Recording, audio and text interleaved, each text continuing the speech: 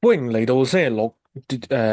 日會出片，因為我校錯時間啊，咁所以就直情唔出啦。咁唔緊要啦，skip 一日啦。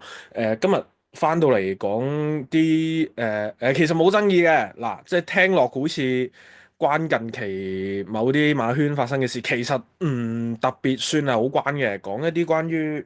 racing 唔係 racing 嘅，sorry，sports 同 media 嘅關係嘅。咁其實主要我想集中翻喺啲運動員身上嘅，因為嗱或者咁問啦，大家最有印象運動員 deal with 一啲傳媒嘅 moment 係邊啲咧？即係最深印象嘅 moment。最深印象啊，C 朗喺記者會收埋罐汽水咯，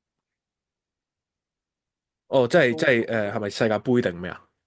我唔記得係歐國杯定歐係國杯啊，歐國咩杯。？OK，除咗呢個咧，定係冇啦，都真係冇嘅。我冇乜特別有印象深刻嘅，即係啲 media 同我有一運動員個嘅，之間嘅。係我有一個，我唔知大家即係好多年前噶啦，就係李海強你好嘢嗰個，大家唔知有冇係咪姚家輝應該係，哦，即係係啊，姚家佢輝，要阿李海強向噴啊嘛，跟住瞄住阿姚家輝係咁噴啊嘛，即係類似係呢啲咯，即係嗰，OK。啲係啦咁嘅 moment 咁樣咯。咁嗱，我自己近年印象最深刻嘅呢個 media 同運動員嗰個對手係喺邊度呢？我就即將會 show 條片俾大家睇㗎啦。其實我諗大家如果有睇 F1 就知道㗎啦。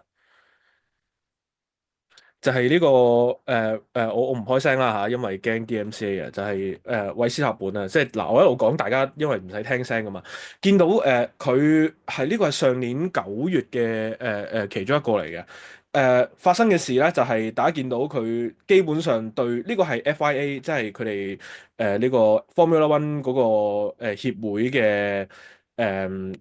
official 嘅一個記者會嚟嘅。大家可以見到佢答每一題問題咧。基本上就只係得幾隻字 yes no，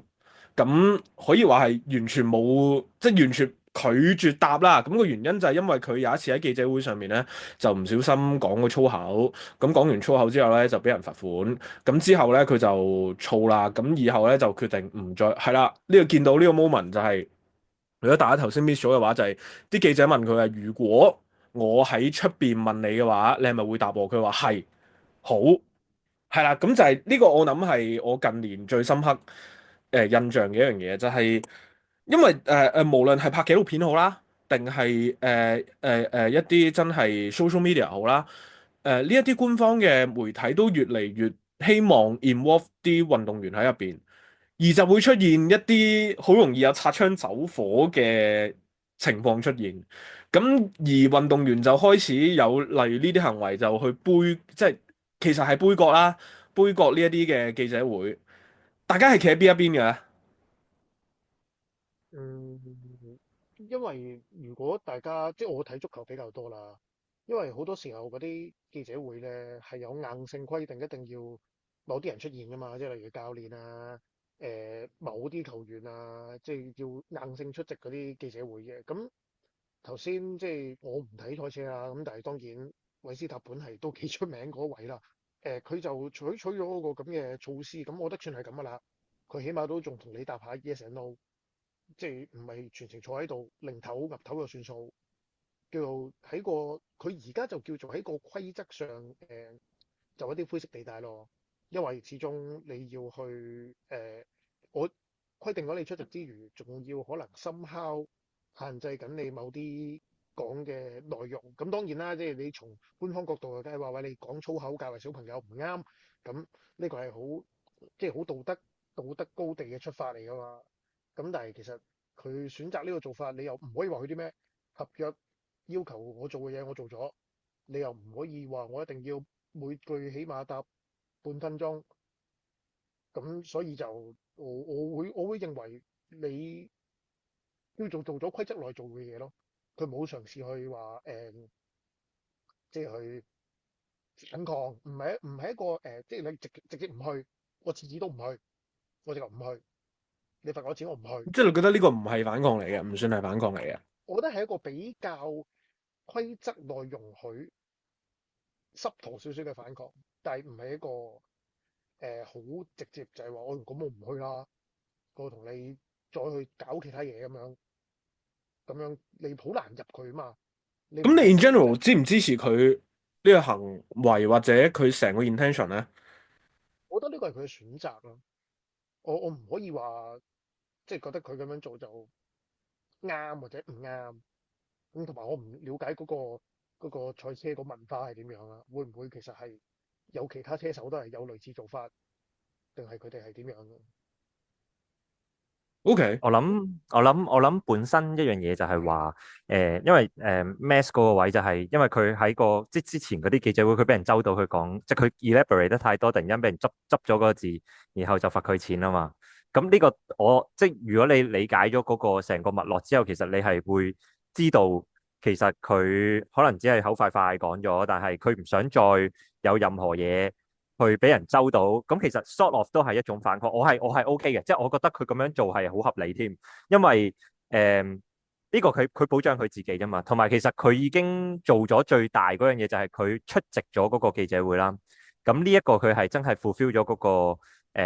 要求，而佢唔係真係完全唔出席，因為即係當然佢唔出席，其實可能都會有其他 penalty 接踵而嚟啦，我相信係啦，即係咁呢個必然會發生噶嘛，咁所以喺佢最大程度做到嘅嘢嘅反抗就係佢出席咗個記者會，然後每句只係答，唔係每次嘅問題只係答一句。咁呢個已經係佢最大嘅反抗，而 which is 我覺得我係好理解咯。咁而呢啲唔係第一次發生，即係 Mass 呢個係好近期啦。咁即係以往都有其他其實 Mass 都常有嘅，即係有好多人就會覺得佢好有即係叫做好難去，我唔應該用操控，或者叫好難去理解。我唔係好識用某個字，即係總之佢好難去認知佢做緊啲乜嘢咁樣，即係覺得佢咁樣做咧係有問題。which is 我又唔覺得係嘅，即係譬如話你有其他足球員，即係譬如有一次跟咗同某個記者做完一個訪問，然後個記者寫嘅嘢同佢答嘅嘢，即係可能有啲斷章取義，其實嗰啲球員佢都唔會再同嗰個記者做訪問啦，會有呢啲 case 噶嘛。咁呢一個你都會理解點解佢會拒絕去再做一啲記者嘅訪問。咁我又覺得即係啲球員佢唔想俾人過分解讀嘅時候，佢去避嫌唔再去同某個記者做一啲嘅interview 嘅時候，我覺得係理解咯。反抗我唔敢講反抗，但係即係起碼一樣嘢係佢保障咗自己先，呢個係好重要，因為你體育本身除咗係一個成績嘅運動啦，其實某程度上而家都好多形象上面嘅嘢係喺個體育上面噶嘛，即係建基於即係譬如每個人嘅character，即係可能有啲人就會覺得 Max 係一個壞孩子，係因為佢喺 interview 上面嘅一啲言論咁樣，咁但係其實係咪咧？即係有陣時就因為一啲媒體上面嘅報導影響咗大家對佢嘅觀感。咁所以 that's why 佢有陣時有啲 interview 佢都唔做嘅，即係 Max 咁或者其他有啲球員啊，各樣佢哋有啲 interview 佢哋都知道哦，譬如 let's say 大谷翔平，日本傳媒應該係富士電視台，佢就唔做噶啦，因為富士電視台係直情潛入咗佢間屋，曝光咗佢間屋個位置啊嘛，咁所以佢咪所有 interview 都唔做咯。總之日本嘅富士電視台佢就唔做，一律唔做，因為係對佢係叫做一個懲罰。或者係其實佢會 assume，如果同佢做咗訪問嘅話，即係變相係鼓勵咗佢哋嘅行為。咁所以我覺得即係有呢啲咁嘅 so-called 反抗係一件合理嘅事，因為除咗運動員佢自己嘅運動員身份之外，佢仲有其他身份咁佢都要保障翻佢身邊嘅人。咁我覺得合理嘅。嗱喺 Kenson 答之前，我想問多樣嘢，即係再到少少就係、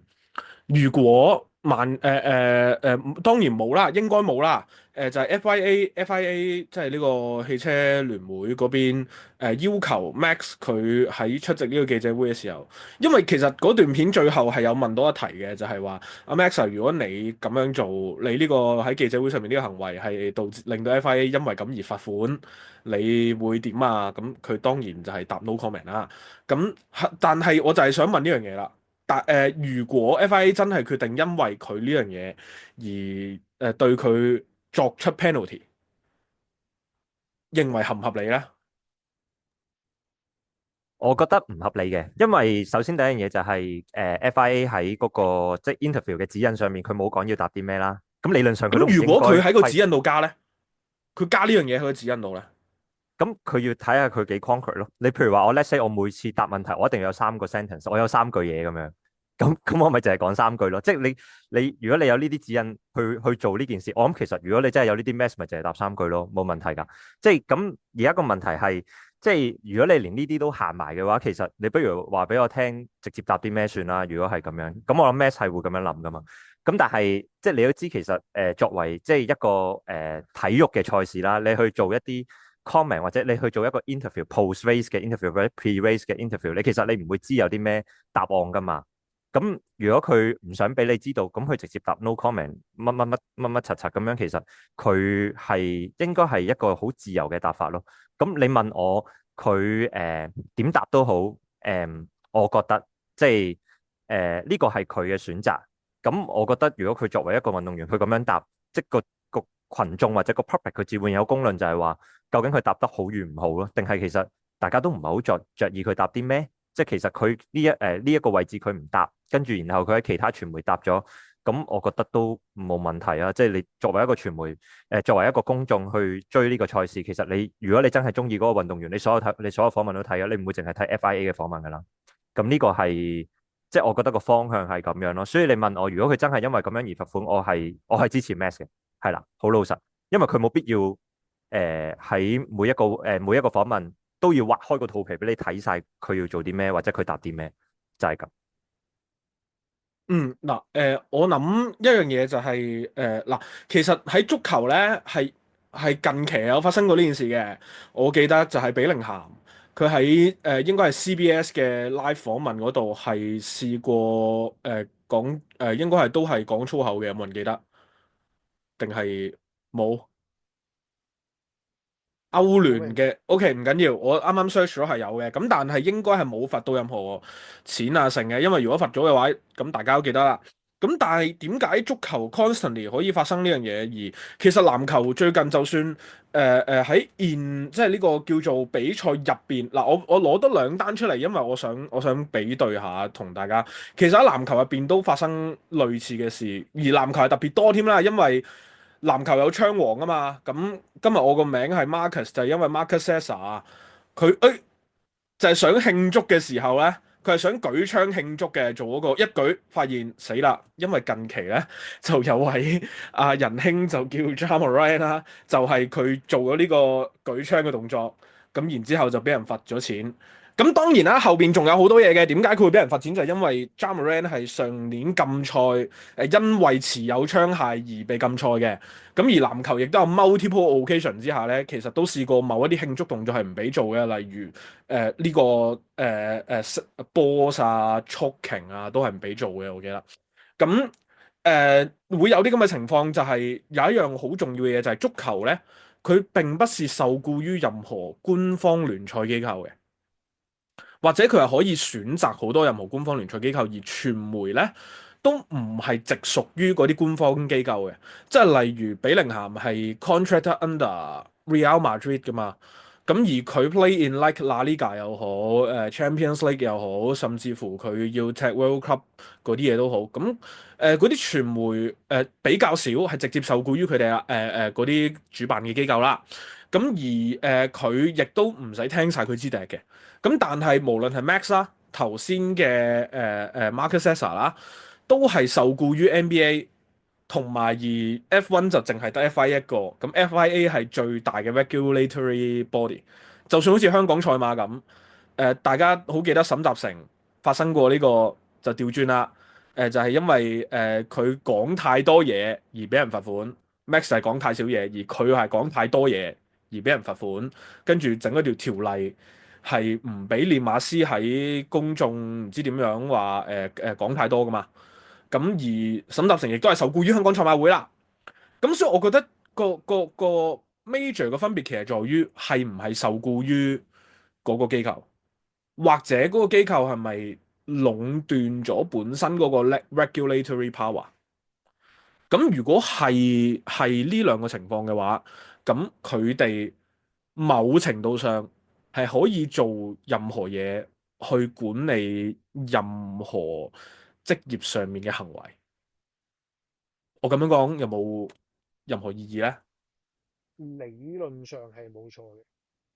理論上或者話實際上佢哋可以達到呢個目的嘅。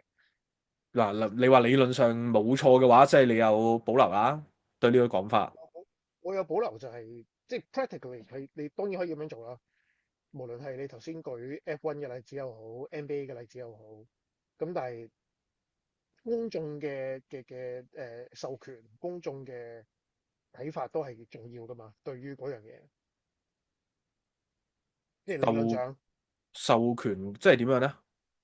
即係例如佢哋覺得哇，你唔可以咁樣唔俾嗰啲車手講嘢或者唔講嘢咁樣嘅喎。咁然後真係有可能 what if 有啲 sponsor 會出聲話唔可以咁樣，即係 sponsor 賽事嘅人有意見，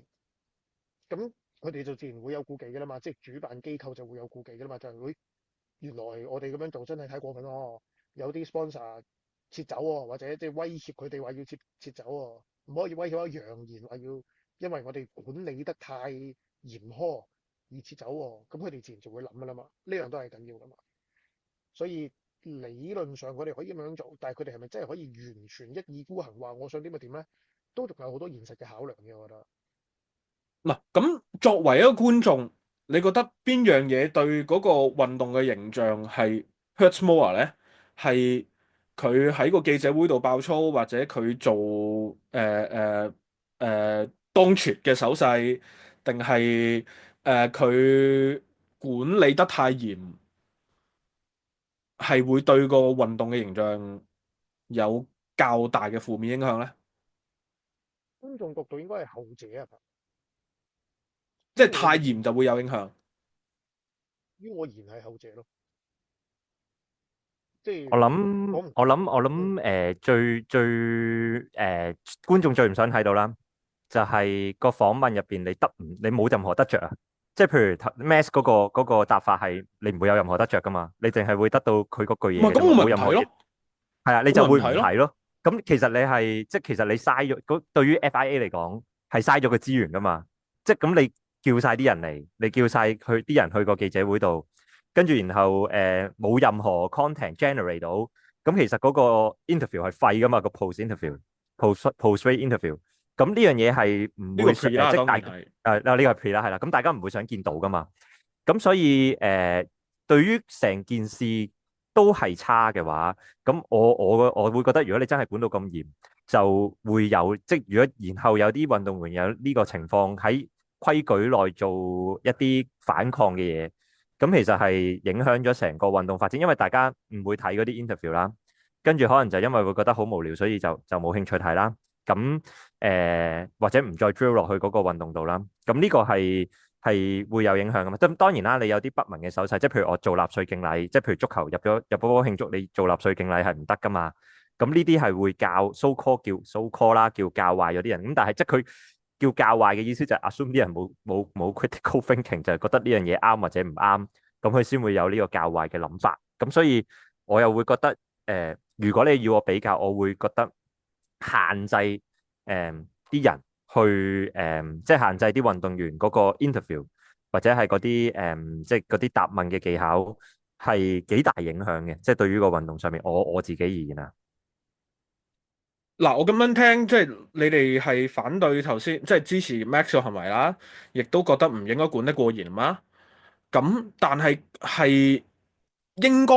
應唔應該有條界線咧？咁嗱，如果我要好睇嘅話，咁我咪冇底線咪得咯，實好睇噶。我有你喺度講乜都好，你喺度鬧嚟鬧去，咁實好睇噶。咁而 in which 係都我估大家都唔應該覺得係咁做啦。咁如果係的話，咁條界線喺邊咧？呢個係我相信唔單止運動，即係新聞又好啊，好多嘢都係有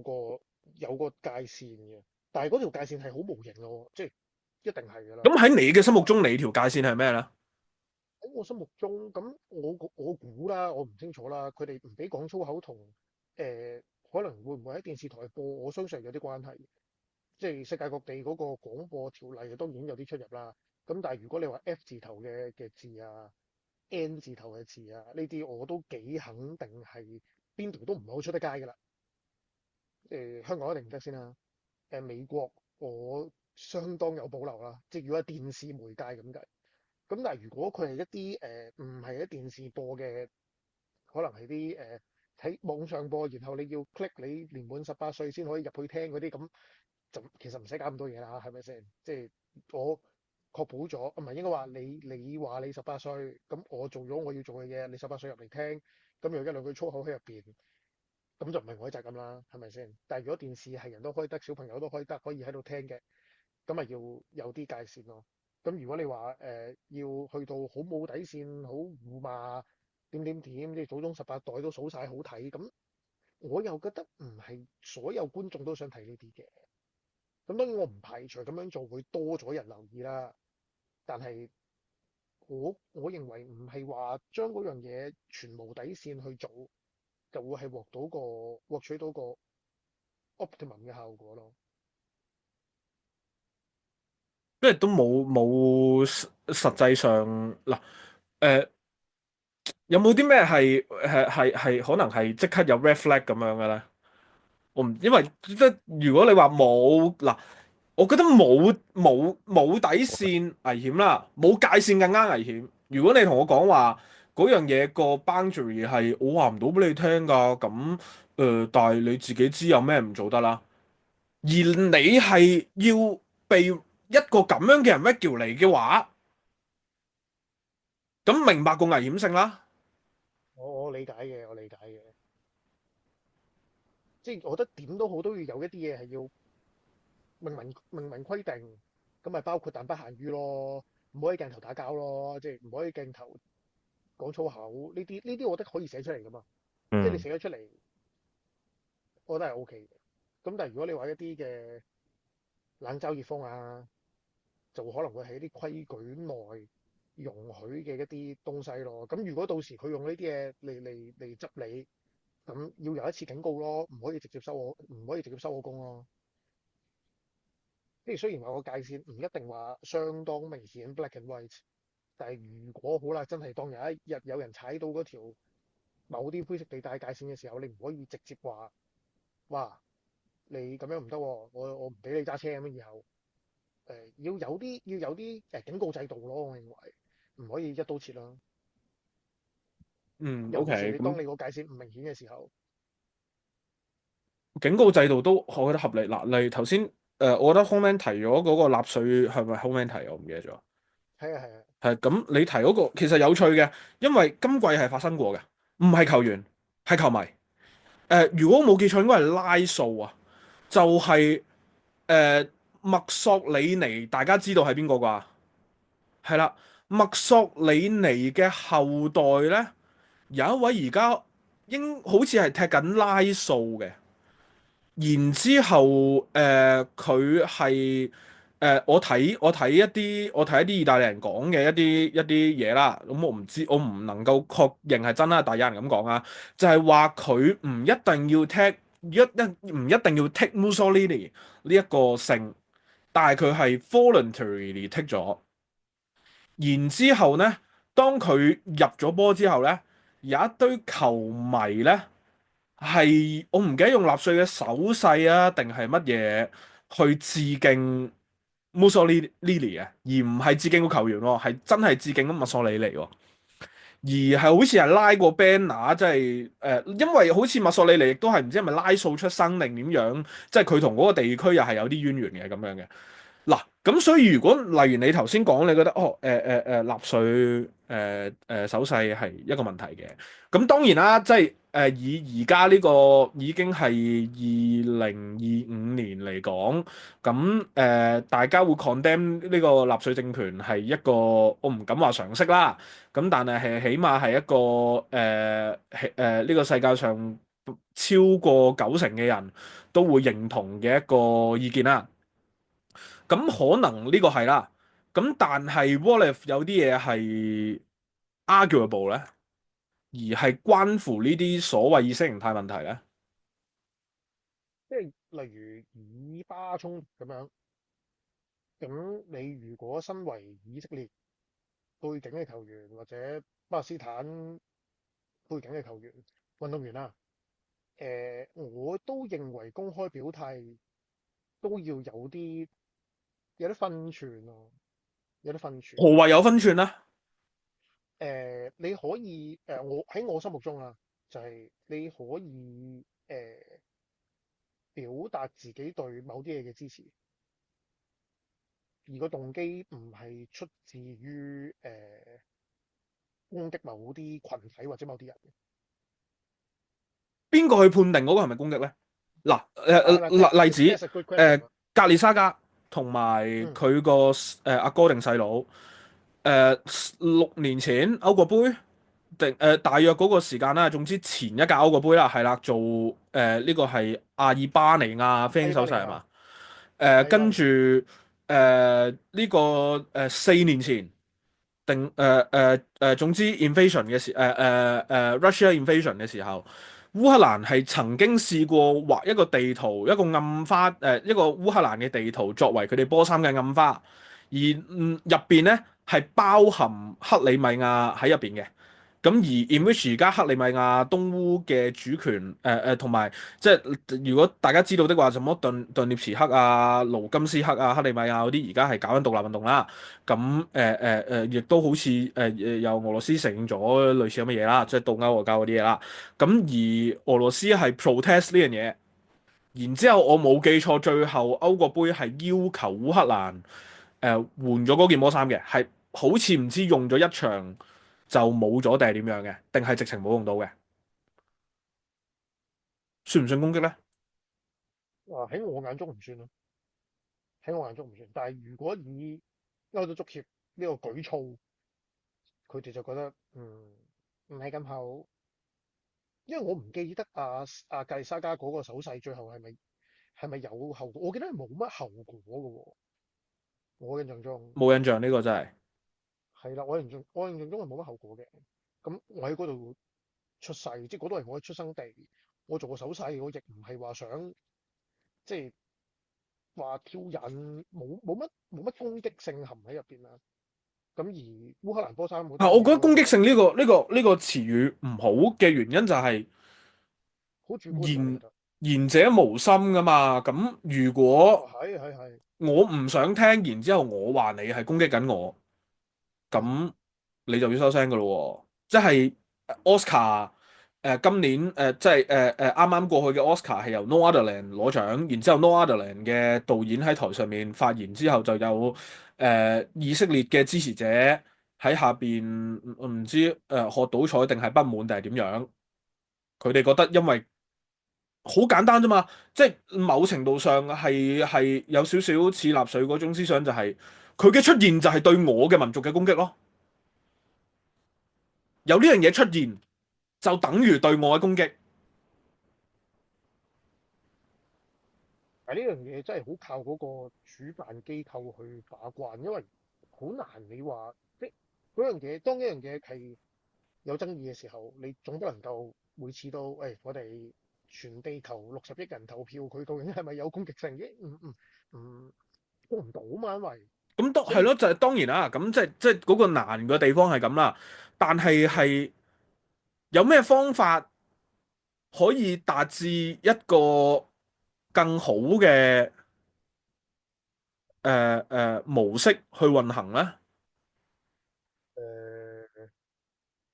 例如嗱，我攞翻烏克蘭波衫呢單嘢嚟做個例子啦。咁啊，可能嗰個 tournament 嗰個決賽周唔計烏克蘭同俄羅斯，剩低嗰啲球隊投票咯。你覺得件波衫冇問題咯？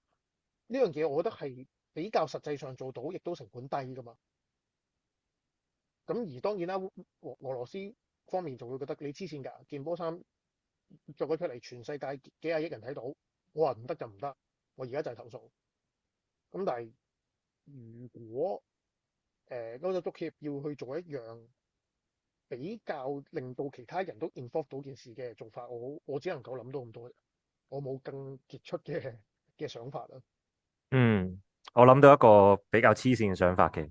就係頭先講烏克蘭波衫嗰樣嘢啦，就係、烏克蘭印得佢嗰件佢嗰個地圖啊嘛，咪叫俄羅斯印翻佢個地圖做印花擺喺佢件波衫度咯。即係咁，大家都做緊同一樣嘢啊嘛。咁做緊同一樣嘢，即係調翻轉頭咯。我自己咁樣諗，即係咁當然啦，呢個就係其中一個解決方法啦。咁但係你問我個界線點樣去定，或者係點樣去做？當然係難嘅。咁同埋另外一樣嘢就係、即係當有唔同機構嘅時候，即係譬如你有西甲，你有西班牙足協，跟住你又有歐聯咁樣，咁你已經有兩個機構啦。咁但係你兩個機構處事嗰個守則嗰個規則嘅時候，佢哋都會有唔同噶嘛，處事手法。即係可能西甲可以俾加泰隆尼亞去 show，或者去俾巴斯克地區去 show 佢哋嘅政治取態，但係可能佢哋去到歐聯嘅時候，佢哋又唔可以做。咁呢個我覺得係都好難嘅，你好難去統一晒成個所有嘅即係參賽嘅機構啦，或者即係主辦嘅機構啦嘅界線咁樣咯。咁但係你問我點樣去做一件事，點樣去定一啲界線，我自己去諗就係當然你有一啲規矩啊、有啲頭先講就係你有啲刑事上面 criminal 上面嘅嘢一定唔得啦。咁政治上面嘅嘢頭先講攻擊性嗰樣嘢，就係如果真係因為以亞或者係叫做烏克蘭、俄羅斯呢啲係有唔同，佢身處喺唔同地區，佢哋會有唔同嘅答案噶嘛。即係就算北韓都好，其實可能如果你問翻啲北韓人，佢會覺得自己國家冇問題噶嘛。即係但係如果喺我嘅認知，我覺得佢哋搞呢啲有問題咁樣。咁呢個係好難去處理嘅一件事。而如果一係你就所有都撳晒，一係你就所有都俾，即係我諗呢樣嘢就係去處理呢件事上邊會比較公平啲嘅方法咯。咁但係我諗而家傾向好多都係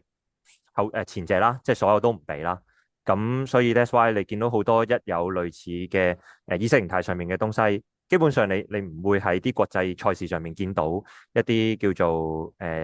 so called 叫意識形態嘅展示咁樣。係啦，即係呢個係經常都見到，咁所以你話嚴當然係嚴嘅。另外一樣嘢就係如果佢哋一啲得一啲唔得，咁個界線模糊起上嚟就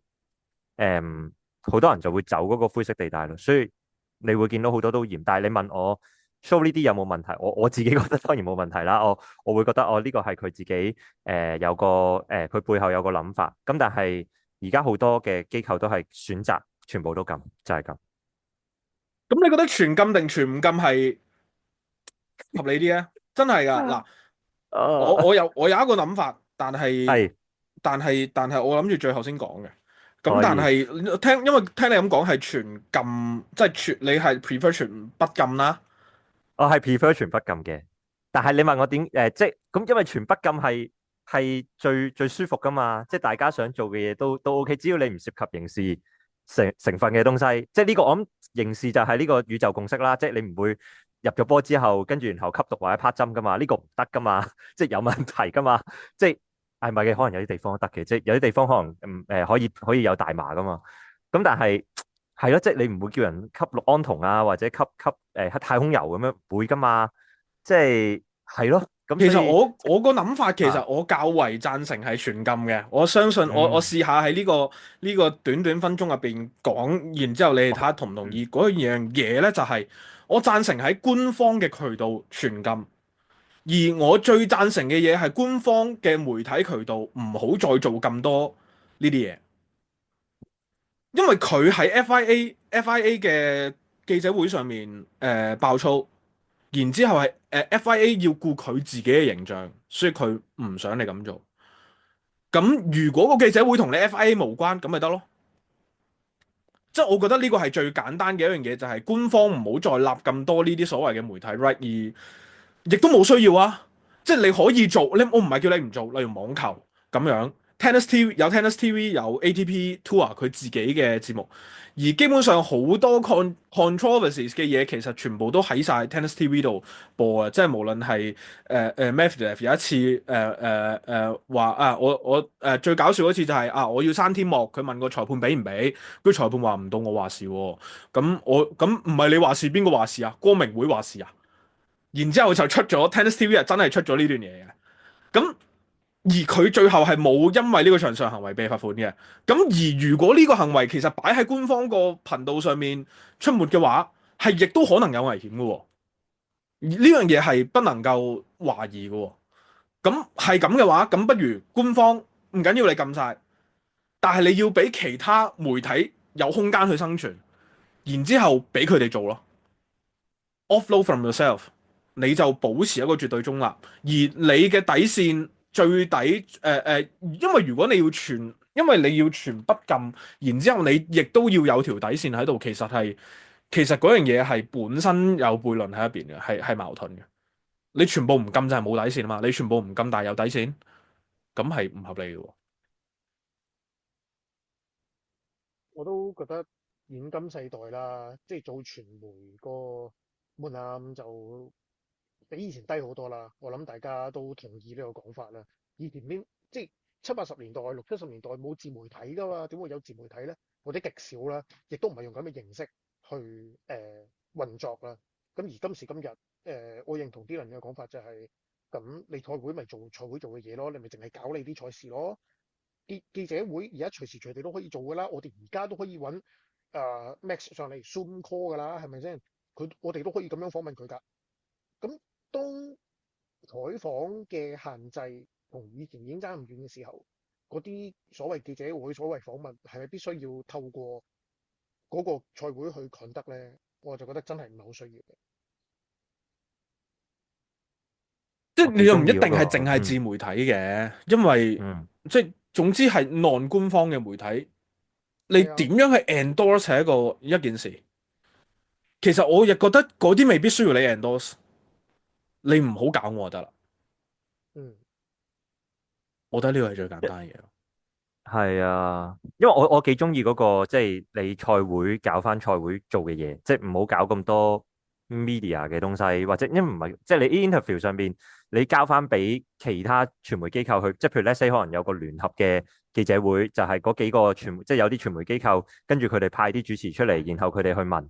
咁你將成件事 offload 咗，其實我係覺得幾好嘅呢個，因為無論喺任何即係你 bear 少咗啲 risk 噶嘛。係啊，即係咁呢個你冇需要佢自係好好嘅，己做啊嘛，而你官方嘅人係應該有官方唔可以做嘅嘢，咁而嗰啲人亦都要明白咯。係啦，呢個係我覺得最重要嘅嘢。你唔可以話我係官方，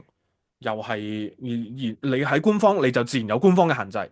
你唔喺官方就冇官方嘅限制。我覺得 as simple as that，各觀眾要明，做緊嘅人亦都要明。嗯，Not pointing fingers at anyone，but you know。咁今日就差唔多啦，去到呢度先。